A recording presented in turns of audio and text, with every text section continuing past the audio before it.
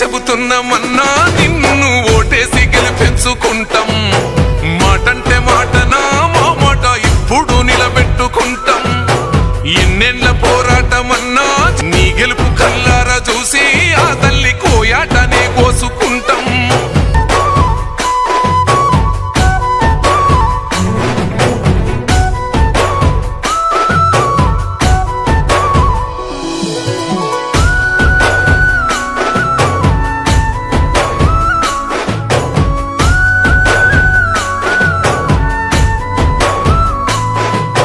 నిండా దుఃఖమున్నా నీ కన్నుల జారలేదు అన్నా.